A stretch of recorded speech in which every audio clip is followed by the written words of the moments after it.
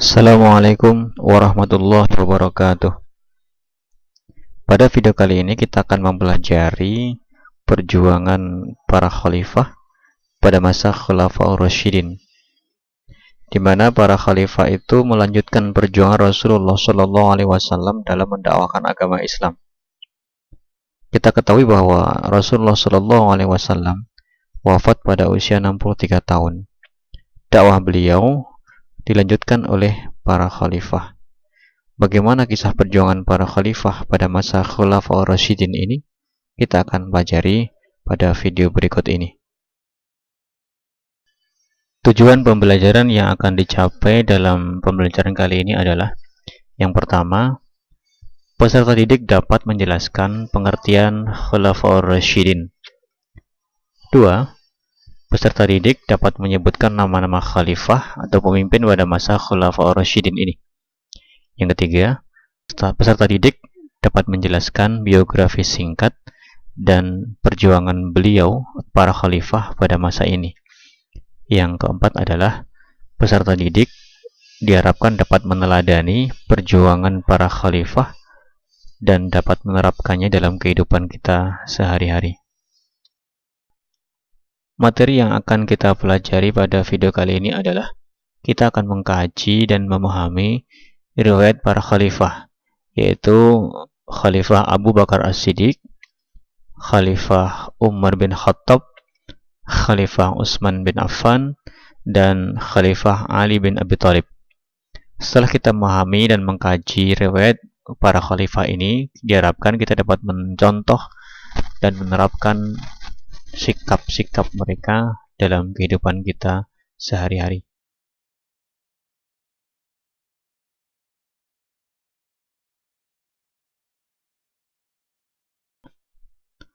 Khulafaur Rasyidin berasal dari bahasa Arab, yaitu Al-Khulafa dan Ar-Rasyidun, yang artinya adalah para pemimpin yang diberi petunjuk oleh Allah Subhanahu wa Ta'ala.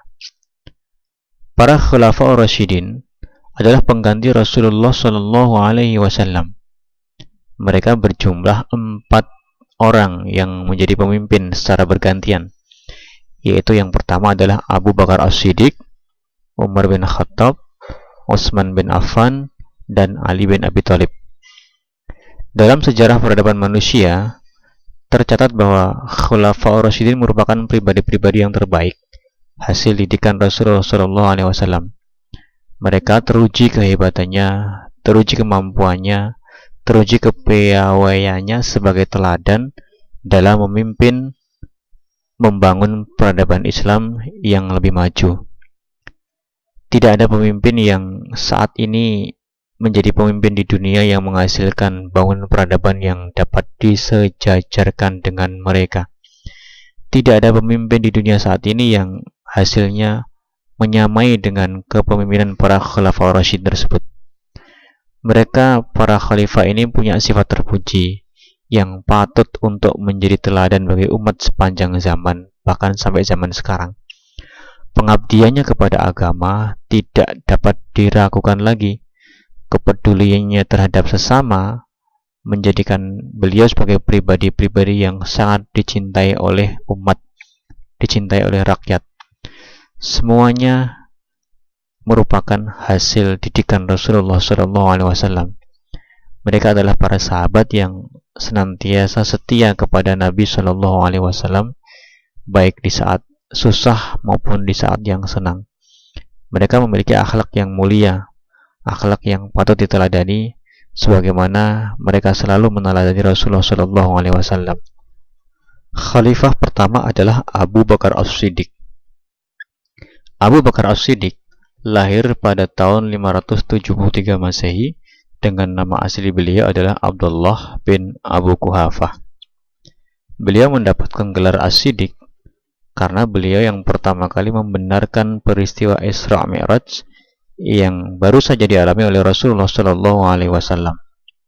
Di saat banyak orang-orang kafir Quraisy tidak percaya dengan apa yang disampaikan oleh Nabi, maka Abu Bakar menjadi orang yang pertama kali membenarkan apa yang disampaikan oleh Nabi SAW terkait dengan peristiwa Isra Mi'raj.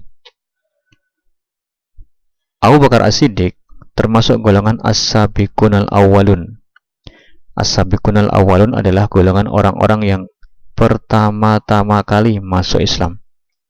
Jadi termasuk golongan yang awal-awal masuk Islam bersama dengan para sahabat-sahabat yang lain. Abu Bakar As-Siddiq berdakwah bersama Rasulullah SAW. Bahkan Abu Bakar As-Siddiq ini menjadi sahabat beliau sebelum Nabi jadi Rasul. Ketika Nabi SAW hijrah ke Madinah, Abu Bakar As-Siddiq adalah orang yang menemani hijrah beliau sepanjang perjalanan, mulai dari Mekah hingga Madinah.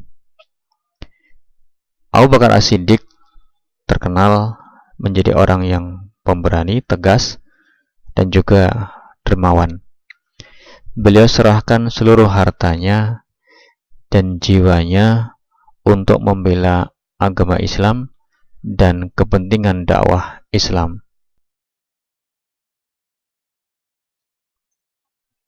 Abu Bakar As-Siddiq menjadi khalifah pertama setelah Nabi Shallallahu Alaihi Wasallam wafat.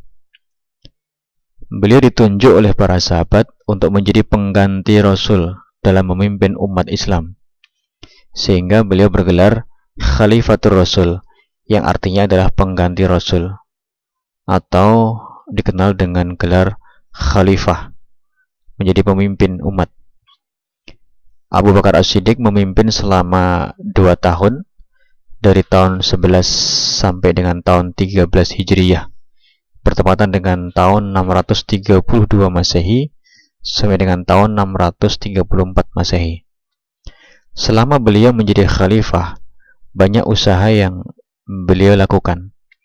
Di antaranya yang pertama adalah beliau memimpin umat ini untuk memerangi orang-orang yang murtad.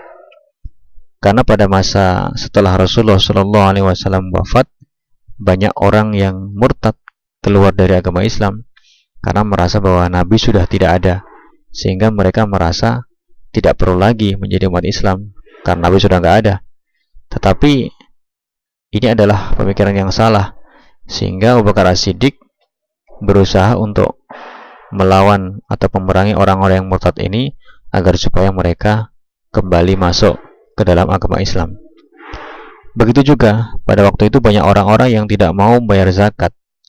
Alasan yang sama, karena bagi mereka menurutnya adalah zakat hanya dilaksanakan pada masa Nabi, padahal tidak. Sehingga ketika mereka tidak mau bayar zakat, Abu Bakar As-Siddiq bersama dengan umat Islam yang lain memerangi orang-orang yang enggan bayar zakat ini agar supaya mereka kembali mau membayar zakat dan kembali mau berjuang bersama dengan para sahabat lainnya dalam rangka menegakkan agama Islam. Yang tidak kalah penting adalah munculnya nabi palsu pada masa ini. Banyak nabi palsu yang berusaha untuk mencari popularitas di kalangan bangsa Arab. Mereka mengaku sebagai nabi palsu. Mereka mengaku sebagai nabi padahal bukan nabi. Bahkan mereka ada yang mencoba untuk membuat 1-2 surat atau ayat Al-Quran yang palsu, tetapi itu tidak diakui oleh umat Islam. Sehingga karena mereka tidak diakui oleh umat Islam, Abu Bakar As-Siddiq pun memimpin untuk memerangi mereka agar supaya mereka kembali kepada ajaran agama Islam. Dan yang tidak kalah penting adalah yang sampai sekarang kita kenal, yaitu Abu Bakar As-Siddiq melakukan kodifikasi Al-Quran atas usul Umar bin Khattab. Kodifikasi Quran itu maksudnya adalah mengumpulkan Al-Quran yang waktu itu kan belum ditulis. Mungkin penulisannya hanya sebatas ditulis di pelepah kurma atau di kulit-kulit hewan, kulit-kulit unta. Akhirnya pada masa ini Al-Quran yang belum tertulis itu dikumpulkan jadi satu. Para sahabat-sahabat yang hafiz Quran, yang hafal Quran, mereka dikumpulkan semuanya untuk memulai satu program, yaitu penulisan Al-Quran. Dan atas jasa beliau inilah, atas usul Umar bin Khattab inilah, kita sampai hari ini masih dapat merasakan, memanfaatkan Al-Quran yang terkumpul mulai dari juz yang pertama sampai dengan juz yang 30. Karena pada waktu itu banyak terjadi peperangan, sehingga para sahabat yang hafid Quran banyak yang gugur. Dikhawatirkan ketika mereka pada wafat, maka Quran akan hilang, sehingga pada masa Abu Bakar inilah Al-Quran mulai dikumpulkan dan dikodifikasikan dan disimpan, sehingga bisa menjadi warisan bagi umat berikutnya.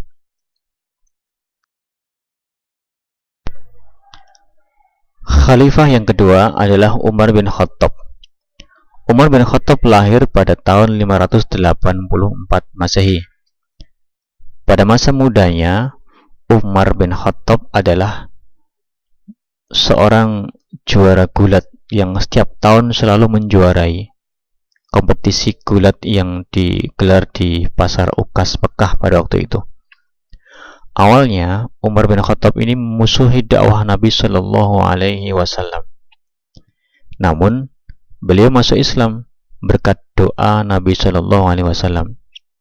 Nabi pernah berdoa, Allahumma a'izil Islam bi Umaraini. Ya Allah, muliakanlah, kuatkanlah Islam ini dengan salah satu dari kedua Umar. Karena waktu itu ada dua orang yang bernama Umar. Yang pertama Umar bin Khattab, dan yang kedua adalah Umar bin Hisham. Tapi Allah Subhanahu wa taala memilih untuk meluluhkan hati Umar bin Khattab ini dalam rangka memuliakan Islam. Akhirnya Umar bin Khattab masuk Islam setelah adiknya terlebih dahulu masuk Islam. Setelah menjadi Muslim, Umar bin Khattab ini menjadi pembela Islam yang terdepan, melindungi dakwah Nabi Shallallahu Alaihi Wasallam, membela umat Islam yang lemah, dan menjadi teladan bagi sahabat-sahabat yang lain. Nabi Shallallahu Alaihi Wasallam memberikan gelar kepada Umar ini adalah gelar Al-Faruq. Al-Faruq itu artinya yang mampu membedakan antara kebenaran dan kebatilan. Karena Umar bin Khattab mampu membedakan mana yang benar, mana yang salah, mana yang ajaran Islam yang benar, mana yang bukan ajaran yang benar. Karena beliau masuk Islam dan membela Islam, beliau menjadi tameng bagi para sahabat atas penyiksaan dan penindasan yang dilakukan oleh orang-orang kafir Quraisy. Umar bin Khattab menjadi khalifah kedua, menggantikan Abu Bakar As-Siddiq setelah Abu Bakar wafat. Umar bin Khattab mendapatkan gelar Amirul Mukminin, yang artinya adalah pemimpin orang-orang beriman. Umar menjadi pemimpin, menjadi khalifah selama 10 tahun. Dari tahun 13 Hijriah sampai dengan tahun 23 Hijriah. Atau tahun 634 Masehi sampai dengan tahun 644 Masehi. Waktu yang sangat cukup untuk beliau memimpin umat ini, memimpin agama ini. Akhirnya agama ini menjadi tersebar ke berbagai daerah. Beliau sukses memimpin umat Islam karena beliau punya sifat berani dan sifat zuhud. Beliau hidup sederhana, tidak pernah bermewah-mewahan, sehingga beliau kenal dengan sifat zuhud. Di antara usaha yang pernah dilakukan oleh Umar bin Khattab selama menjadi khalifah, yaitu memperluas wilayah Islam hingga mencapai ke Persia di sebelah timur, mencapai ke Syam dan Armenia di wilayah utara, dan mencapai ke wilayah Mesir dan Afrika Utara di sisi barat. Sebuah pencapaian yang luar biasa. Bahkan pada saat itu, beliau berhasil untuk membebaskan Masjidil Aqsa, Palestina, dari kekuasaan bangsa Romawi. Ketika beliau membebaskan Masjidil Aqsa, kemudian beliau membangun sebuah masjid yang dikenal dengan Masjid Umar, yang sampai sekarang kita bisa menyaksikan masjid itu tetap berdiri kokoh di kompleks Masjidil Aqsa, Palestina, yang dikenal dengan masjid berkubah emas. Itulah masjid yang didirikan oleh Umar bin Khattab setelah beliau membebaskan Al-Aqsa dari penjajahan kaum Romawi.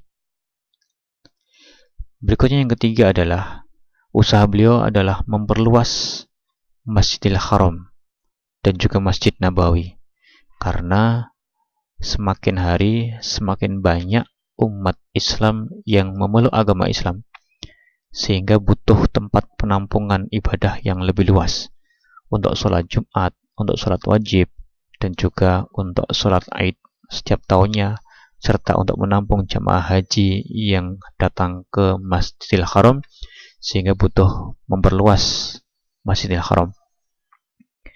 Setelah itu, Umar bin Khattab juga memulai menerapkan hukum Islam, hukum syariat Islam yang terkodifikasi dalam hukum fikih Islam atau undang-undang yang diberlakukan berdasarkan hukum syariat Islam yang diturunkan oleh Allah Subhanahu wa taala dan disampaikan oleh Rasulullah SAW.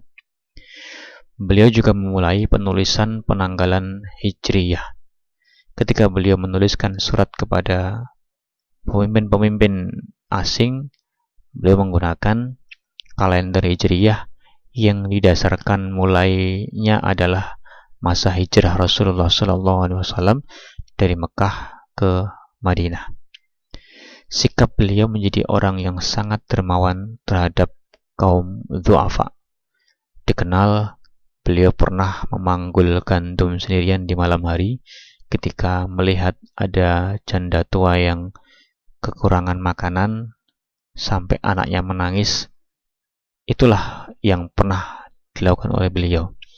Beliau punya sikap zuhud, yaitu hidup sederhana, mementingkan kehidupannya hanya untuk kepentingan umat, kepentingan agama, dan kepentingan akhirat, serta jauh dari sikap memperkaya diri sendiri.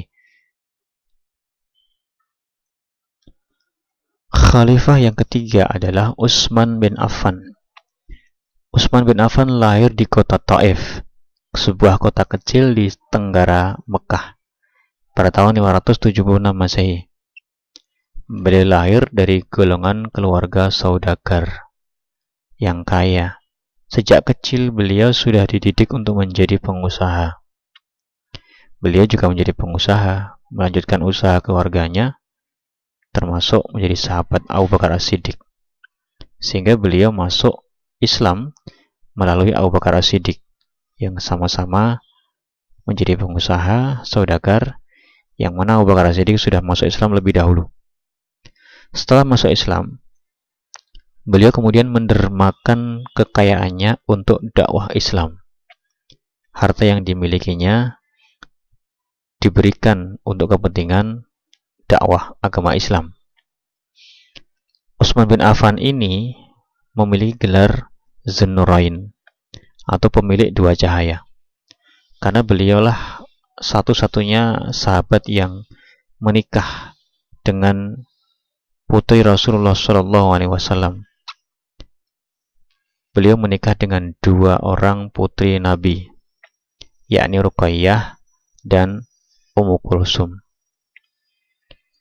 Beliau menjadi khalifah selama 13 tahun, yaitu tahun 23 Hijriah sampai dengan tahun 35 Hijriah, atau pada tahun 644 Masehi sampai dengan tahun 656 Masehi. Utsman bin Affan dikenal sebagai orang yang kaya dan juga dermawan. Utsman membeli sumur yang jernih airnya dari seorang Yahudi. Tak tanggung-tanggung, harganya 200.000 dirham, setara dengan 2,5 kg emas. Sumur itu diwakafkan untuk kepentingan rakyat umum. Utsman juga membeli tanah untuk kepentingan perluasan Masjid Nabawi. Beliau juga pernah menyumbangkan 1.000 ekor onta, 70 ekor kuda, 1.000 dirham untuk membiayai perang Tabuk. Beliau juga pernah menyumbang gandum yang diangkut dengan 1.000 ekor unta untuk bantuan sosial di saat musim kering atau musim paceklik. Khalifah yang keempat adalah Ali bin Abi Thalib. Ali bin Abi Thalib adalah saudara sepupu Rasulullah Sallallahu Alaihi Wasallam, sekaligus menantu Nabi Muhammad Sallallahu Alaihi Wasallam, karena beliau menikah dengan Fatimah binti Rasul. Ali bin Abi Thalib lahir di Mekah pada tahun 601 Masehi. Sejak kecil, Ali ini dididik oleh Rasulullah Sallallahu Alaihi Wasallam, karena memang antara Ali bin Abi Thalib dan Nabi Sallallahu Alaihi Wasallam tinggal bersama di rumah Abu Thalib. Ali dikenal sebagai sahabat Nabi yang sangat cerdas dan juga syarat dengan ilmu, sehingga Ali ini dijuluki dengan Babul Ilmi atau pintunya ilmu. Ilmu yang tinggi yang dimiliki oleh Ali bin Abi Thalib menjadikan beliau mampu menyelesaikan berbagai masalah yang muncul. Beliau jadi khalifah selama 5 tahun, sekitar tahun 656 Masehi sampai dengan tahun 661 Masehi.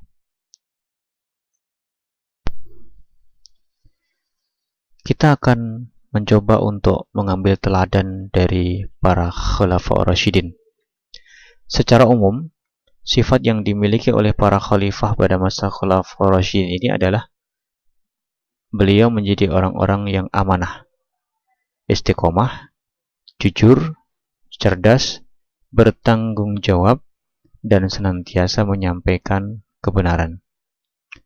Adapun secara khusus, sifat para Khulafaur Rasyidin ini adalah yang pertama, Abu Bakar As-Siddiq dikenal memiliki sikap yang tegas terhadap orang-orang yang mengaku nabi, yang tidak mau membayar zakat, maupun orang-orang yang murtad. Yang kedua, Umar bin Khattab memiliki sifat pemberani dan zuhud. Beliau berani untuk melakukan perluasan wilayah Islam sampai ke Syam, Persia, Mesir, dan Afrika Utara. Yang ketiga, Utsman bin Affan dikenal sebagai sosok yang dermawan, membantu melakukan perjuangan Islam, menyumbangkan harta yang dimilikinya untuk kepentingan dakwah Islam. Dan yang keempat adalah Ali bin Abi Thalib, memiliki sifat yang cerdas. Ilmunya yang tinggi menjadikan beliau mampu untuk menyelesaikan banyak masalah yang muncul.